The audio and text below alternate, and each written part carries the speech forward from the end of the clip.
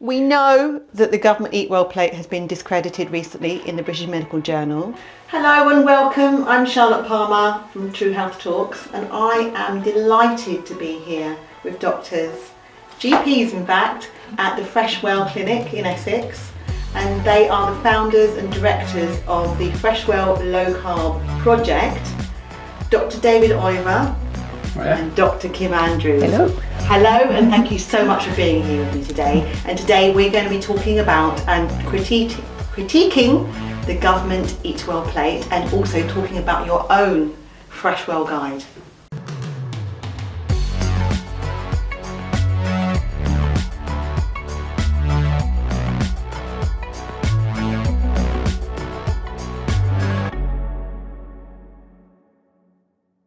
We know that the government Eatwell Plate has been discredited recently in the British Medical Journal, and we know that it was built by the food industry for wealth and not health.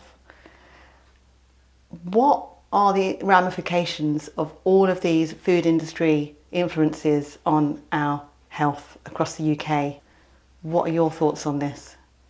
I mean, it's very complicated, I would say, but clearly money is involved. Clearly food companies are there to make money. That is their main purpose, and for shareholder money, that's what they have to do.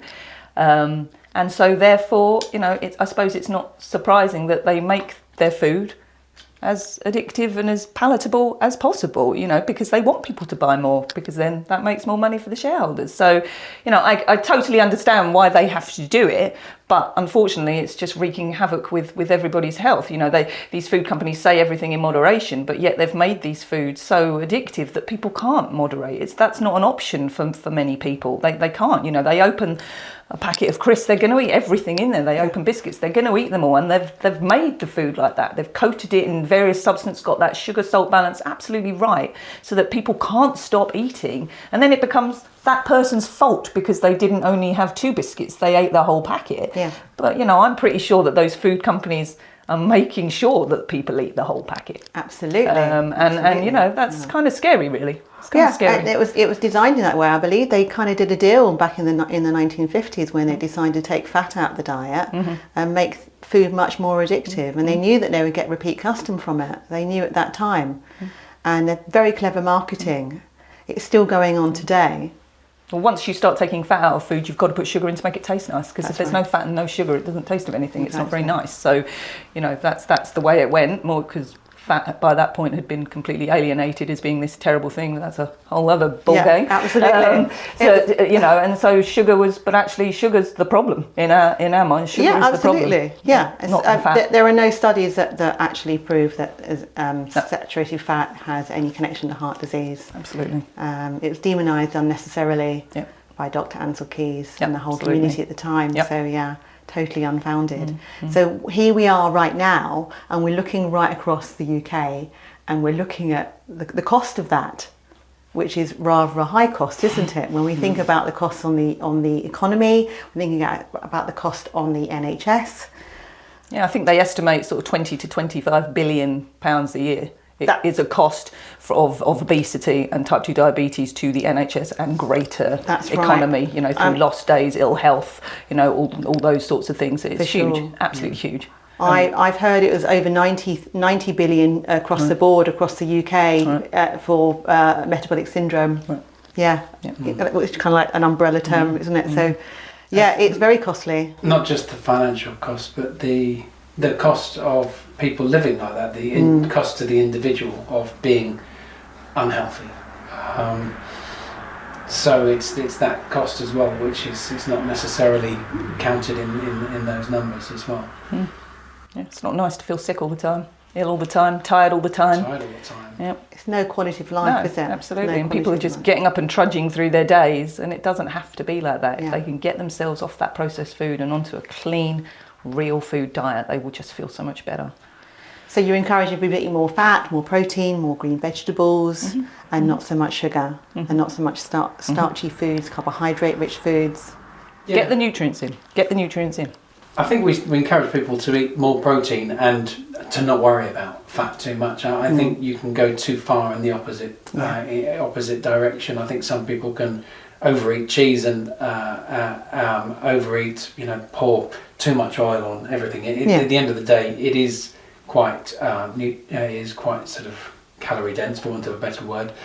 And so, but we tell people to relax with natural fats anyway, rather than we don't push the fats. We're pushing the proteins. We're sort of trying to and the vegetables. Those are the main things. But if they want some fat with it, that's absolutely fine. So in our opinion, you don't need to worry about eating red meat. As far as we're concerned, that's absolutely fine.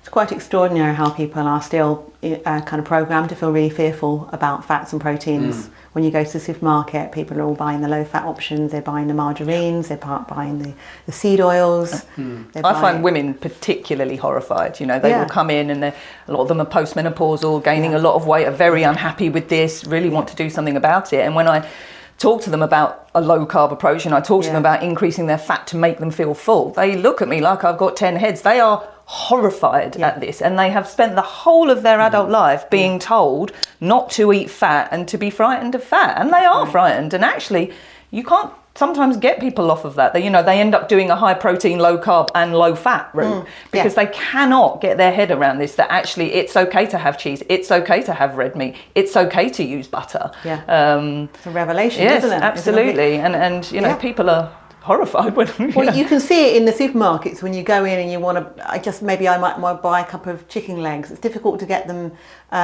if I'm buying an organic or free range chicken legs to get them with the skin on. Sometimes it can be a real hunt to try and find it. Because people are peeling it off or not wanting it. And obviously the supermarket are going with the consumer trends and where the money is. Exactly. They're selling what people are going to buy. So we're looking at pretty much a corrupt food industry here. We're looking at a discredited Eatwell Plate, which is pretty much driving metabolic syndrome in this country. Would I be right in saying that, or somewhere in the ballpark of it? I think the idea. I'm not sure how many of the public actually know about the Eatwell Plate, the Eatwell Guide. I think a lot of healthcare professionals and schools and hospitals, they know about it, and that's what guides them. And I think that's the underlying. It's a visual representation of the current guidelines. Sure. So, but yes, it is. It is absolute. It is indirectly, I think, certainly contributing significantly to it. So what you were talking about earlier on with me, Dr. Andrews, is the way in which people are not getting their nutrition, especially children. They're all living on ultra-processed foods. There was an article in the British Medical Journal recently saying that ultra-processed food diets shorten your life. But they also, which is obvious, it kind of seems like common sense, it also destroys the quality of your life. Absolutely, yeah. What are you seeing in your practice? I mean, the NHS is in huge crisis. It is in trouble. It really is in trouble. And some of the reason it's in trouble is because everyone is sick. And if they're not physically sick, they're mentally sick. Everyone's anxious or depressed or, have other issues. And I'm sure that a massive majority of that is due to the diet that people are eating. There's huge amounts of evidence coming out about the use of ketogenic and low carb diets in severe mental health problems, bipolar, showing that actually, people that have been fighting for years on various meds that are making them ill, they eat a real food diet and it all sorts itself out. They go into remission and it isn't a problem for them anymore.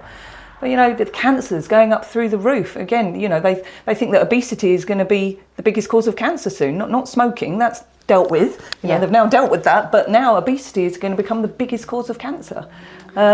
Scary stuff. Heart disease, osteoarthritis, and that's one of the things that, yes, it's not going to kill you, but it massively affects your quality of life. Your joints hurt, you can't walk, you can't go out and do things because you just hurt everywhere. Even simple things, migraines, IBS, we're all having very stressful lives. Everyone's got IBS because they're all so stressed and grabbing food on the go.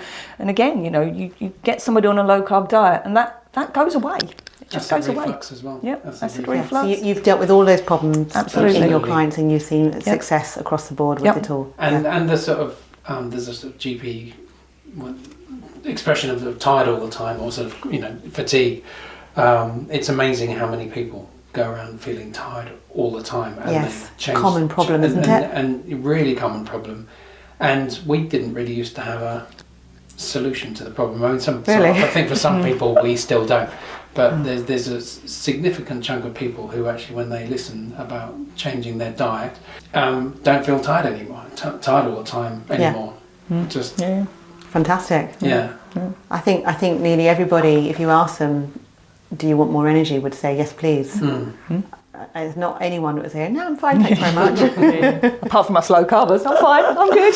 I was helping a friend out at a farmer's market, and I went out with a tray and offered some kombucha to some young men, and one took a sample, and the other one said, no, I'm fine, thank you very much. I went, great, so you're in optimal health, are you? Went, let's have one then. I said, your gut's working perfectly and you're in optimal health, are you? And he said, and he took it and did he like it? Yeah, but they were quite young, Yep. But who can say that if you ask them, are you in optimal health? Is your gut working perfectly?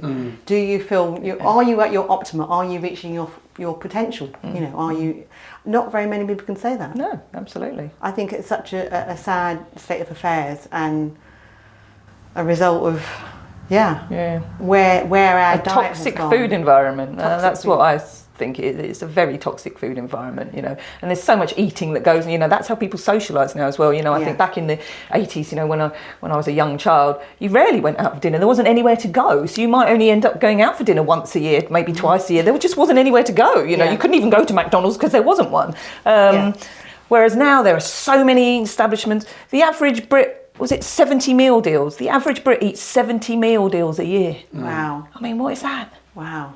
And I know everyone's short on time and they're going in and they're grabbing these things, but it's making them ill. Yeah. It's making them ill, and it's just trying to get people to see that, and that there should be another way. And, if you can run into a supermarket, there are still ways of doing low carb easily, grabbing a packet of salami, a packet of cheese, a bag of almonds. You can do it. You've just got to think outside the box. But it's doable.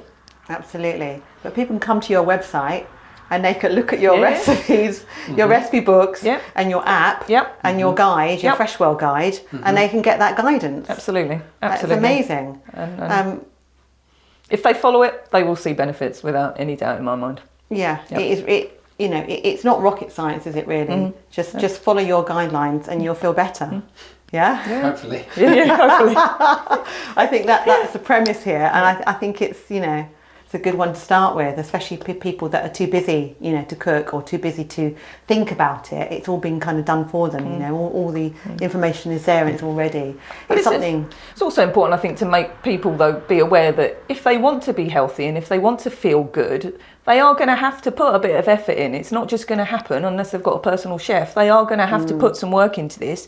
But surely it's your health, it's your body, you get one. If you're not willing to do that for your one life and your one body, I think you probably need to question a little bit what life is about for you. Absolutely. And that's fine for some people. It may not be living a long, healthy life. That isn't necessarily what everybody wants. Yeah. But for anybody that does, I think they need to seriously start thinking about what they're putting in their mouth.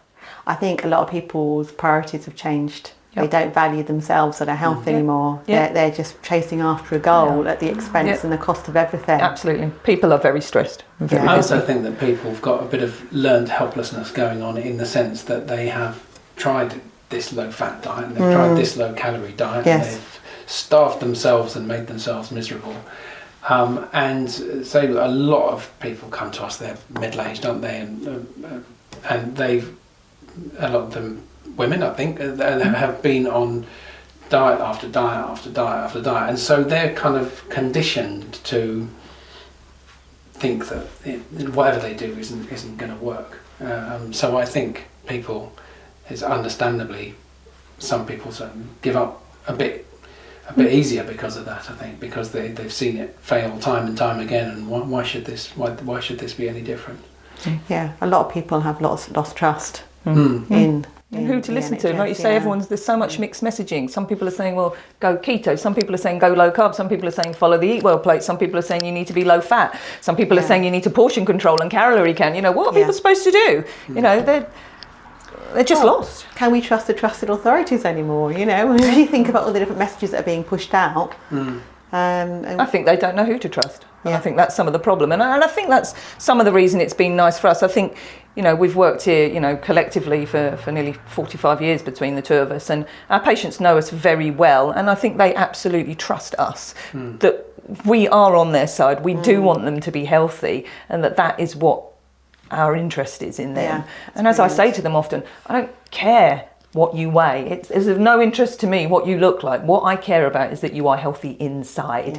And if you follow this, you will be healthy inside. And if weight loss is on your agenda, some of that might come with it as well. But the main thing I want you to be is metabolically healthy. So I'd imagine after this, people watching this, they're going to all say, I want you to be my GP, everyone in the UK. I think it's quite helpful that the whole thing has been written by two GPs. I sort of sometimes scour the internet for what people are saying about us, and actually you do find that on a lot of forums and things, people will say, "Oh, this was written by two GPs," and I think it does help the credibility of our offering. People definitely trust you more because it's written by two GPs, definitely. It's genuinely, really genuinely want people to be healthy. That's really all we want. Yeah, we're not making any money. We've made not a penny out. All of this has been done for free in our own time, all of it. And it's because we just want people to be healthier. And the more people we can get on board, the more we can get the message out. That's all we want, really. Everyone needs to know that this option exists. We don't want it to be a postcode lottery where only our patients know about it, that's wrong, because some people are never going to hear about it, but they need to know, and if they choose not to do it, then fine. Absolutely. But it's only fair that people know. And, I think everybody, when they get diagnosed with type 2 diabetes, should be told that they have the opportunity to make this go away. No, people aren't. They're told you've got type 2 diabetes, it's a progressive condition. You're going to start on some tablets, and then as time goes on, you might end up on insulin in 20 years. That's what people are told. So they're told this, and they come in and they're like, well, I've got diabetes and nothing I can do about this.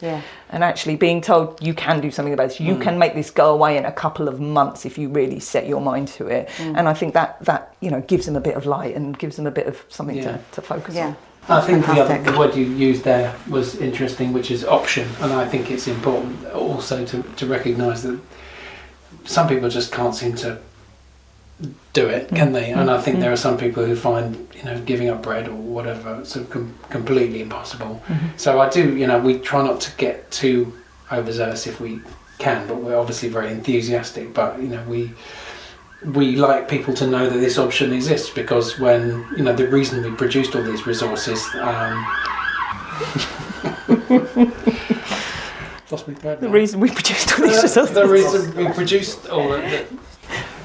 that we produced all these resources is because they didn't really exist before, and all that free information with a sort of low carb metabolic sort of steer to it. We couldn't find a good collection of information for people, so we wanted that to be an option, and if the Eatwell guide and whatever slimming regime works for them instead, then that's fine. If it works, great. I think it's important, as I say, I think it's easy for us to get a little bit carried away saying this is the only thing, but as I say, I think it's important to give people options, otherwise they still probably feel lectured to, and sort of switches some people off, I think. Yeah, definitely. Some people, there's a lot of kind of guilt and shame around their weight, their relationship with food.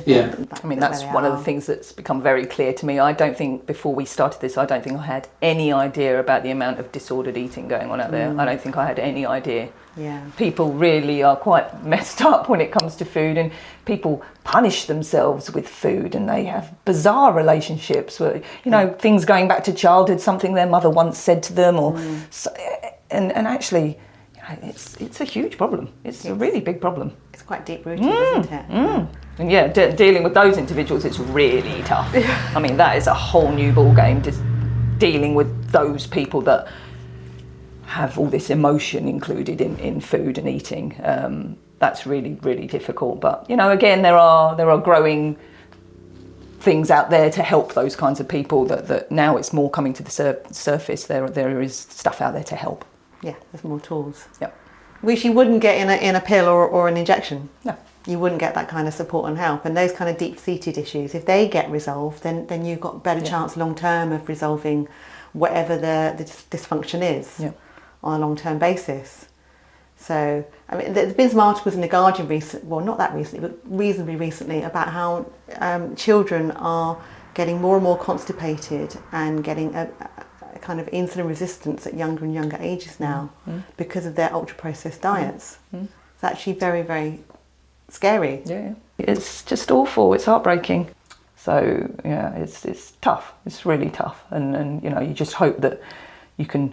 I think a lot of things like Real Food Rebellion, these charities that work with children and trying to introduce real food, the concepts of real food, they're kind of hoping that the children can learn and they will take that home to the parents and actually be like, Mummy, Daddy, can we have this for dinner? Can we make this together? This is really good. Can we try this? And I think they're trying to go, as opposed from the top down, where these people have these ideas that are already so ingrained or already, like you say, feel so helpless because they've tried everything and what's the point because none of it works. That actually, maybe starting from the bottom up might, is another way of trying it. Yeah, excellent. Real Food Rebellion. Yeah. We'll put their website on the bottom there as well.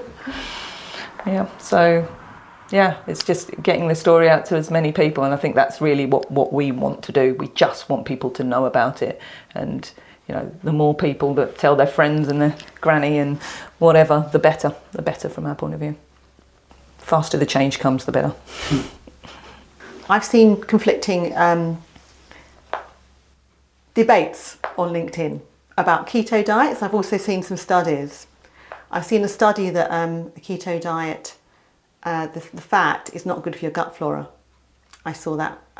Paleo diets, there are some people who are carnivores on, and they espouse the benefits of it for themselves and how great they feel.